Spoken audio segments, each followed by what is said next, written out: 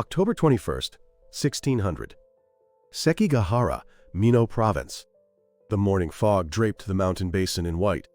Tokugawa Ieyasu stood watching the battlefield from his command post on Momokubari Hill. Beyond the mist, the banners of the Western army stretched in row after row. The army led by Ishida Mitsunari. Ieyasu's expression did not change. Yet no one understood better than he what this battle truly meant. The Toyotomi, or the Tokugawa. The fate of all Japan would be decided this day. The Western Army's formation was masterful. As historian Kasaya Kazuhiko and many others have noted, the Western Army held the roads and high ground surrounding Sekigahara, positioning themselves to apply flanking pressure against the Eastern Army. Ishida Mitsunari's forces sealed the west.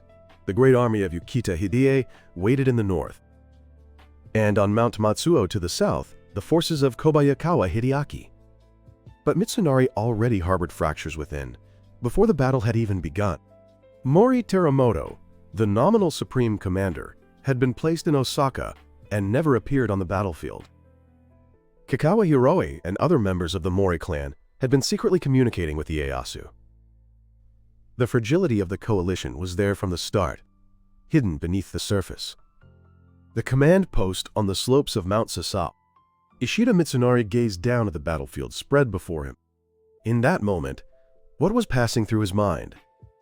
The nominal supreme commander, Mori Teramoto, was in Osaka. The responsibility of actually moving the coalition on the battlefield fell to Mitsunari alone. The records tell us that even then, Mitsunari harbored deep anxieties about the unity of his own forces. Tokugawa Ieyasu was a man who bought men's hearts with gold and promises, not battle alone. Would every last one of them fight to the end? Mitsunari's hand tightened around his war fan. There was no time left for doubt. 8 o'clock in the morning. The fog lifted. The Eastern Army's vanguard under Fukushima Masanori began to advance toward Ukita Hidei's western forces. The crack of musket fire echoed through the mountain valleys. The Battle of Sekigahara had begun. Estimates of troop strength vary among researchers. But one thing is certain. The Western Army's total numbers exceeded the Eastern Army's. On paper, the Western Army should have won. Yet through the morning, fierce fighting at every front gave way to deadlock. Every Eastern advance was met with Western counterattack. Mitsunari's defense held firm. And all the while, every Eastern commander kept glancing toward the same place. Mount Matsuo, to the south. According to the analysis of historians including Kasaya Kazuhiko, joined by the recent research of Shirapik Jun and others, the movements of Kobayakawa Hideaki were considered the single greatest variable in this battle. Which side would he join? Mount Matsuo. Kobayakawa Hideaki looked out over the battlefield below. 18 years old. A young commander, raised as the adopted son of Toyotomi Hideyoshi. Recent scholarship has dramatically challenged the conventional wisdom about his role. According to research by Shirapik Jun, Watanabe Daimon, and others, there is strong evidence that Hideaki had already coordinated with Ieyasu before the battle began, and did not hesitate and watch from the sidelines, but had always intended to act as part of the Eastern Army. The legend of the, quote, warning gunfire became established in military chronicles from the mid-Edo period onward, and is difficult to confirm in contemporary primary sources. But regardless of which account is true, the moment he moved, the entire course of the battle changed. In that instant, time seemed to stop. The Kobayakawa forces moved. Their target, the Western Army position held by Otani Yoshitsugu. While scholars disagree on the precise timing, the historical record is clear.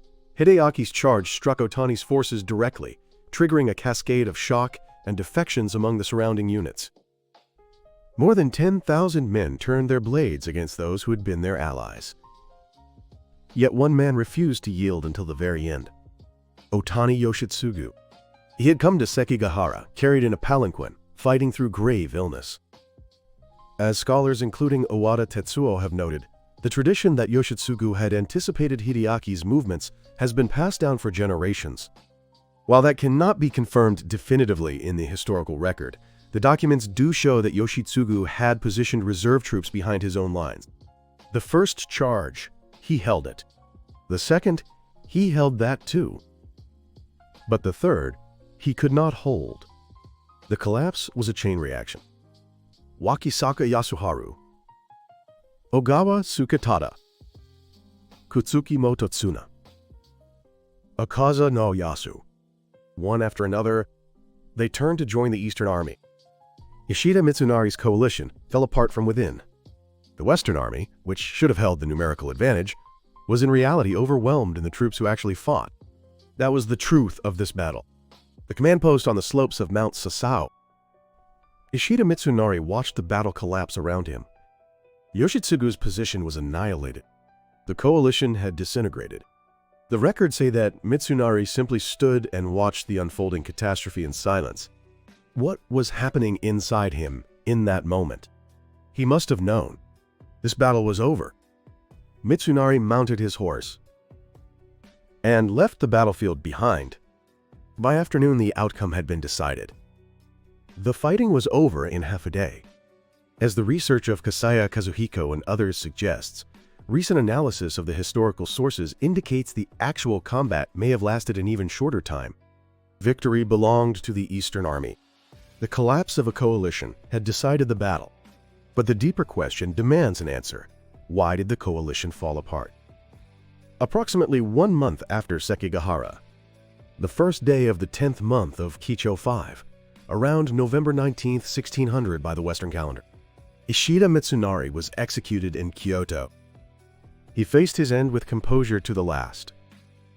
The famous tale of his refusing a persimmon the day before his execution has been passed down through history, though some say it is a later invention. True or not, the story lived on because people recognized something of Mitsunari's uncompromising nature within it. The commanders of the Western Army fell one after another, or lost their domains. The victor was Ieyasu. 1603. Tokugawa Ieyasu received the title of Sei Taishogun from the imperial court, the founding of the Edo shogunate. Yet true peace was still distant. The sieges of Osaka in 1614 and 1615. Only with the fall of the Toyotomi clan did the last embers of war finally go dark. Genna Enbu, the ending of war. And from that day, more than 250 years of peace would follow. Sekigahara, historians have concluded, was the day that opened the door to that long era of peace. So what can we learn from this story? The Battle of Sekigahara has long been called the battlefield of betrayal. But historians including Kasaya Kazuhiko, Shirapik Jun, and Watanabe Daimon have reframed the question. Did the betrayal happen suddenly, on the battlefield itself? It did not. Long before Sekigahara began, Ieyasu had been accumulating covert negotiations and secret agreements with commander after commander.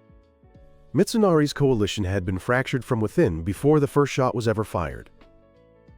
Mitsunari was a brilliant administrator, but the records show that his political style tended to create adversaries, and many commanders had already distanced themselves from him. Ieyasu, by contrast, was patient and never neglected the work of building relationships behind the scenes. The outcome on the battlefield had been shaped by years of human relationships. Recent scholarship goes further, reframing this battle within the larger context of a power realignment within the Toyotomi regime. Not a simple East versus West clash, but the final reckoning of the complex web of interests and relationships within the Toyotomi retainer band. Now, a question for you. History only shows us the outcome, but the people living it never knew what would come. If you had been Ishida Mitsunari, what would you have changed to stand against Ieyasu? And if you had been Kobayakawa Hideaki, caught between loyalty and survival, what would you have chosen? Share your thoughts in the comments below. Thank you for staying with me until the very end. A single day of battle opened the door to 250 years of peace. At every turning point in history, there is always a human choice. On this channel, we continue to follow the stories of those who lived through such moments of decision. Subscribe and turn on notifications so you never miss the next turning point. Your comments and likes are what keep this journey going. See you in the next one.